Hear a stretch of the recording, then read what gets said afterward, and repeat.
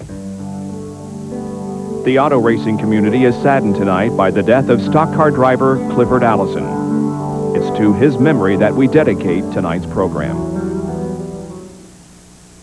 Hi everyone, welcome to Speedweek. I'm Bob Jenkins. This season has been one of great emotion and heartache for one of the most well-known and respected families in stock car racing, the Allisons.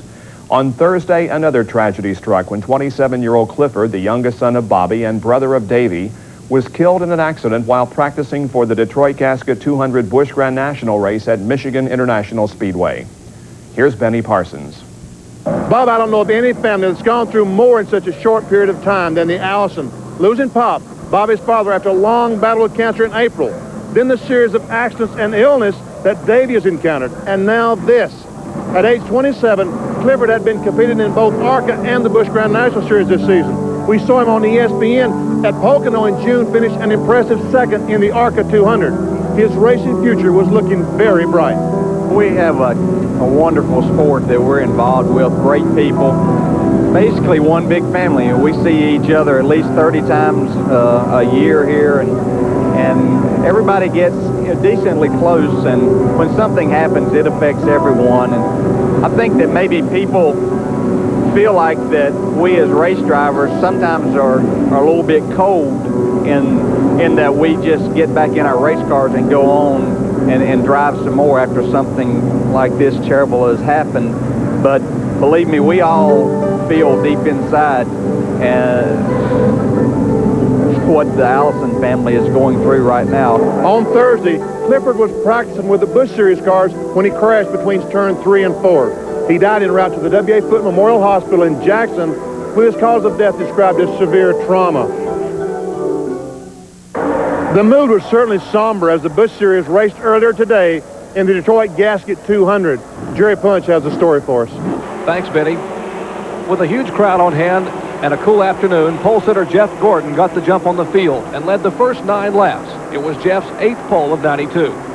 Position shuffled in turn 4 when Bill Elliott tried to challenge Jeff, but it was Hut Strickland who emerged with the top spot. Ernie Irvin, the fastest second-day qualifier, moved from 21st starting position to take the lead on lap 18. But just after crossing the line, a big puff of smoke signaled the beginning of the end for Ernie. The first crash came at the halfway mark when Lonnie Rush Jr. made heavy contact with a second turn wall, destroying his car. 15 circuits later saw another accident at the other end of the track involving Tim Fedua and Ward Burton. Both were okay. On lap 80, Jimmy Spencer tried to take second from Dale Earnhardt, but lost control and slammed the concrete. A brief fire burned itself out. Spencer was uninjured.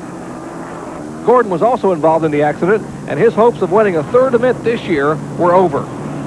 Todd Bodine led a 7-car train to the checkered flag that included Strickland and Earnhardt. It was Todd's 3rd career Busch Grand National victory. You know, I'd like to dedicate this to Clifford Allison, good friend for all of us. Todd Bodine is the winner now. Thanks, Jerry. Of course, here at Michigan, many thoughts are with Davy Allison. Continuing his recovery, yet obviously devastated by his family's loss, Davy plans to start tomorrow's race and run the entire distance. Most likely that's what Clifford would have wanted. In qualifying for tomorrow's race, Alan Kowicki shattered the track record with a speed of 178.196 miles per hour. It was his 3rd pole this season and certainly will help his effort to stay in the Winston Cup point chase. Well, you know, I think we have a good shot at it. There's about 5 or 6 cars that still have a shot to win that championship, and we're right in the thick of things. And here's how the remainder of the top 10 will line up. Mark Martin on the outside pole, Davy Allison 3rd, Ken Schrader 4th, Ernie Irvin in 5th. Morgan Shepherd was 6th, Bill Elliott and his teammates Sterling Marlin 7th and 8th, Darrell Waltrip 9th, and Brett Bodine 10th.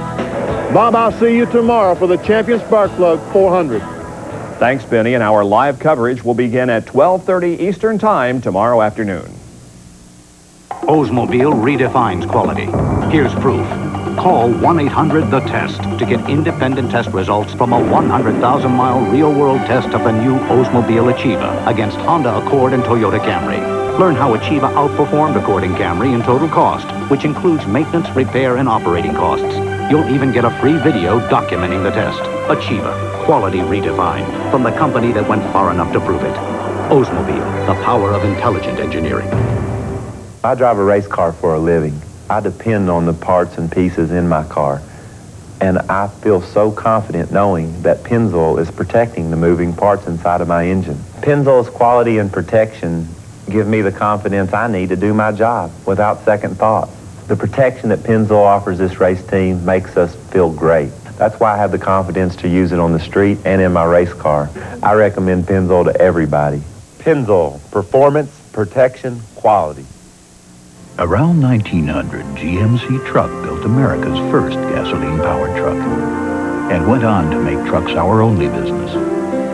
A heritage of trucks that, some say, worked a little harder, lasted a little longer.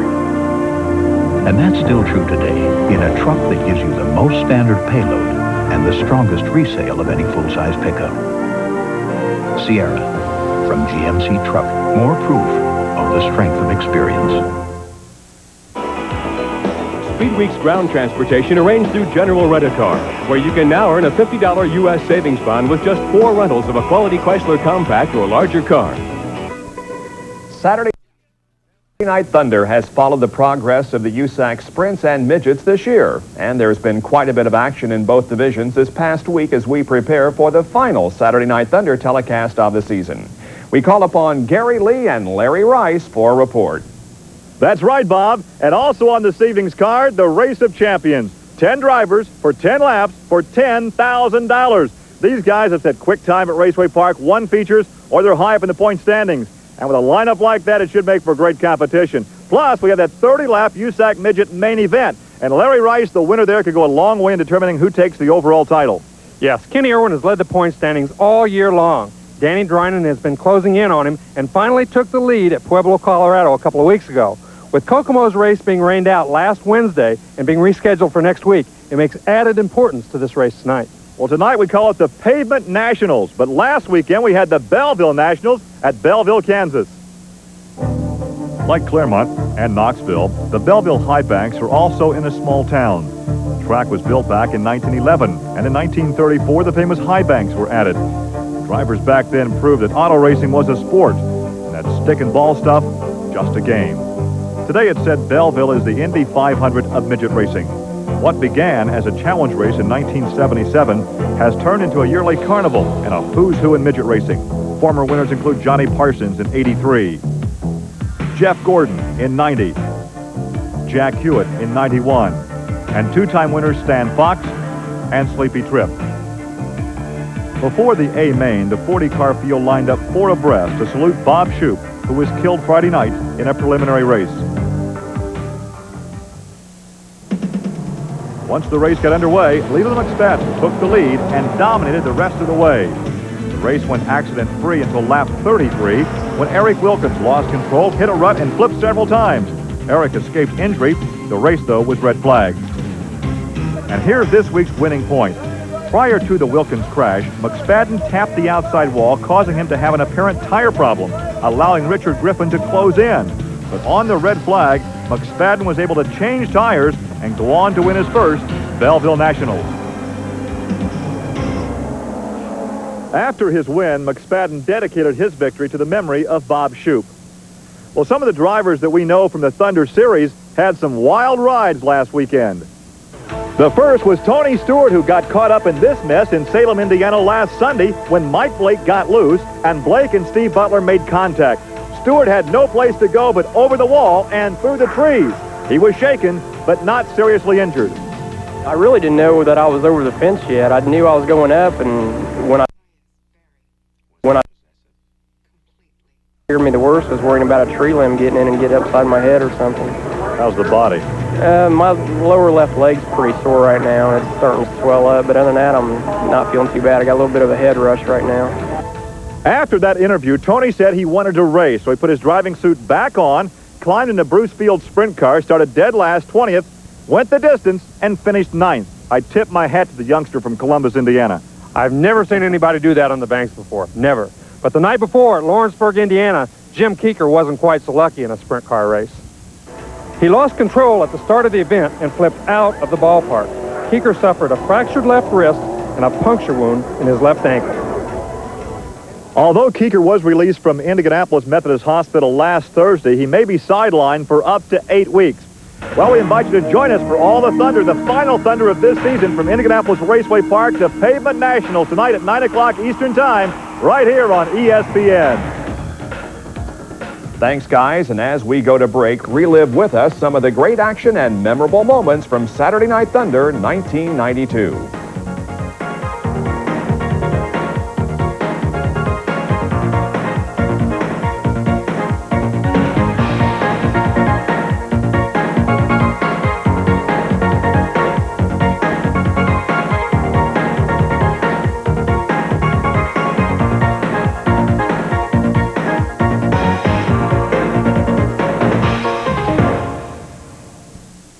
If you're in business, you know advertising can be a hit-or-miss proposition. Some is off target, and even the big idea can fall short. But advertising on cable TV is a surefire way to reach your most likely customer. Because whoever you're aiming for, there's a cable channel that targets your buyers in your area. Cable TV advertising. It works. Call Cable AdNet at 344-9000. Think smart. Think lease. Think savings and safety. Now lease Lincoln Continental for only $4.99 per month. Or Mercury Sable at only $2.49 a month. Both offer a number of ways to be on the safe side. Dual airbags, anti-lock brakes, crumple zones, child-proof locks. That's savings and safety in numbers. So think smart. Think lease. Think savings and safety. See your Lincoln Mercury dealer today. Last year, Dale Jarrett edged out Davey Allison and set a record for the closest finish in NASCAR history. Who will take the checkered flag this year at the Champion Spark Plug 400? Find out Sunday afternoon live on ESPN. This week, get ready to roll at the ABC West Lanes Open. Then the truth hurts as Carl the Truth Williams takes on Ossie Ocasio in a heavyweight bout on Top Rank Boxing. Knockdown Thursday, ESPN. Hey!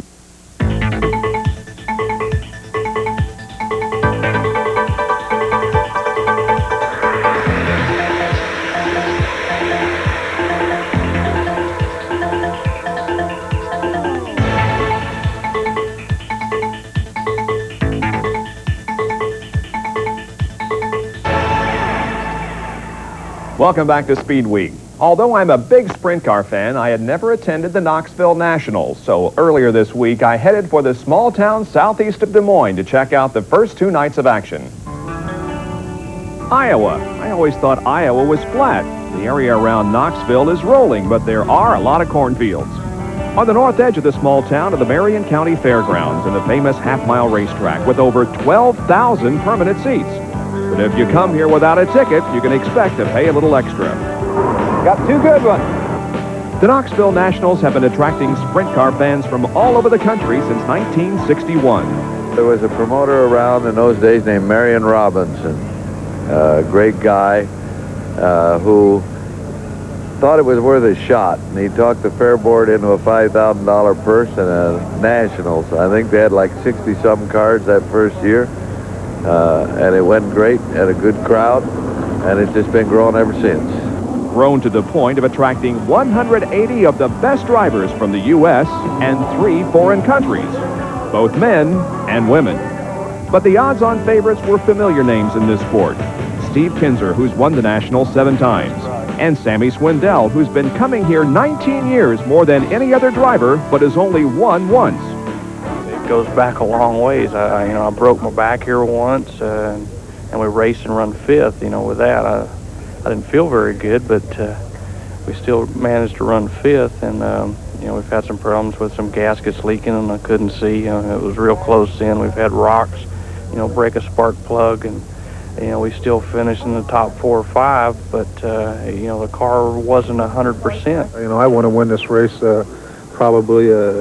More so right now than anything I want to win. I think probably one of the biggest reasons is I always feel like I want to win maybe the Kings Royal or the Knoxville Nationals before the year's out, and we've already one of them's already gone, so the only one's left is this one. So we'll see if we can take the Valvoline 11 and get it in first place. Well, Steve raced on Wednesday night, and he scored a clean sweep. Fast qualifier, won his heat, and won the A main. That means he'll start on the pole for tonight's finale. The next night, Sammy Swindell won the A main. However, he was not fast qualifier, and he will start in 7th position in tonight's final race. Last night's racing was for the non-qualifiers, and here's how they finished in the A main. The top 2 will start on the back row in tonight's finale. The 31 previous winners of the Knoxville Nationals are on display above the main entrance here at Knoxville. Now, no driver has competed in all 31 previous events.